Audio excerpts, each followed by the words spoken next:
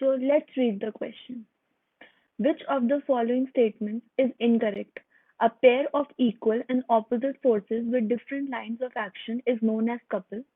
A couple produces rotation without translation. When we open the lid of a bottle by turning it, our fingers apply a couple to the lid. Moment of a couple depends on the point about which we take the moment. Let's start. पहले हम one by one statement check करते हैं. पहला है pair of equal and opposite forces with different lines of action. अगर हम मान लेते हैं, हम यहाँ पर एक लाइन ड्रॉ करते हैं. ओके, यहाँ पर एक फोर्स एक्ट कर रही है F1 और ये एक फोर्स इस तरफ एक्ट कर रही है से F. तो इन दोनों का लाइन ऑफ एक्शन डिफरेंट है. F1 का लाइन ऑफ एक्शन ये है, F2 का लाइन ऑफ एक्शन ये है. तो इसे किस तरीके से रोटेट करेगा? F1 इसे इस तरफ रोटेट करेगा एंड F इस तरफ. तो ये क्या बन गया? ये कपल बन गया. तो pair of equal and opposite forces, ये भी F1 है. Different lines of action known as couple. Yes, तो हमारा पहला स्टेटमेंट करेक्ट है. दूसरा है a couple produces rotation without translation. इसमें हम देख सकते हैं यहाँ पर भी कपल जो है, क्योंकि वो इक्वल ऑपोजिट फोर्सेस होती है, लाइन ऑफ एक्शन डिफरेंट होता है इसका. तो ये क्या देख रहे हैं हम यहाँ पर, ये इसे रोटेट कर रहा है एंड ये इसे यहाँ इधर लेके जा रहा है. तो ये क्या हो गया? एक मोशन क्रिएट हुआ जो कि है रोटेशनल मोशन.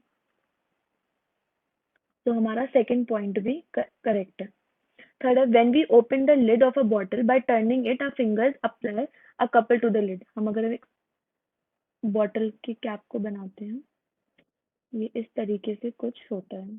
ओके, तो हम इसमें देखते हैं हम इसे खोलने के लिए कैसे अप्लाई करते हैं फोर्स. हम अपनी फिंगर्स को एक फोर्स इस तरफ लगाते हैं, एक इधर लगाते हैं.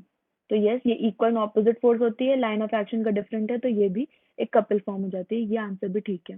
लास्ट है moment of a force depends on the point about which we take the moment. ये रॉन्ग है, और कैसे रॉन्ग है वो हम देखते हैं. ये हमने एक सर्कल ले रोटेशनल मोशन का हम लेते हैं. ये पॉइंट है ए, ये पॉइंट है ओ एंड ये पॉइंट को हम मान लेते हैं बी. ये हम लाइन ड्रॉ कर लेते हैं यहाँ पर. और हमारा एक फोर्स एक्ट कर रहा है इस डायरेक्शन में, इक्वली एंड ऑपोजिटली एक फोर्स एक्ट कर रहा है इस डायरेक्शन में. इसका डिस्टेंस हम ले सकते हैं, ओ सेंटर है तो ये डिस्टेंस भी डी ले लिया हमने, ये डिस्टेंस भी डी ले लिया. अब हम मोमेंट ऑफ फोर्स निकालते हैं. पहले हम निकाल लेते हैं ए पॉइंट पे. जब हम moment of force A point पे निकालेंगे तो यहाँ से हम देखेंगे इस ए पॉइंट पे मोमेंट हो जाएगा फोर्स इनटू डिस्टेंस कितना है, यहाँ से हम देखेंगे डिस्टेंस कितना है 2d. Force into 2d. ठीक है, तो ये हमारा आ गया फर्स्ट पॉइंट पे. और इसे कहाँ रोटेट कर रहा है? ये इधर जाएगा एंड ये वाला फोर्स इसे इधर कर रहा है, तो ये हमारा आ गया ऐसे करके रोटेट हो रहा है. ठीक है, अब हम एम बी पे देख लेते हैं. एम बी पे भी सेम आएगा, फोर्स इनटू 2d. और ये इसे कैसे रोटेट कर रहा है? सेम क्लॉकवाइज डायरेक्शन में. अब हम एमओ पे देखते हैं. तो एमओ पे हम देखेंगे तो मोमेंट दो फोर्सेस की वजह से आएगा.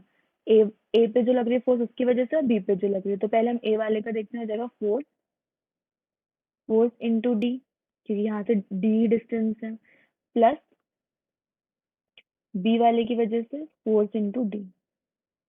अगेन ये कैसे नेट रोटेशन इसका कैसे होगा? ये इट विल बी क्लॉकवाइज. तो यहाँ पर भी कितना आ गया? F2d. तो हमने देखा कि हम सेम, हमारा आंसर सेम आया तीनों कंडीशन में. तो moment of couple depends on the point about विच ये रॉन्ग हो जाएगा, क्योंकि ये हमने देखा कि वो पॉइंट पे डिपेंड नहीं कर रहा है, वो सेम आ रहा है तीनों तरफ. तो which option is correct? Which of the following option is incorrect? हमारा लास्ट वाला स्टेटमेंट इनकरेक्ट है, तो वही इसका आंसर हो जाएगा. Hope you understood it well. All the best.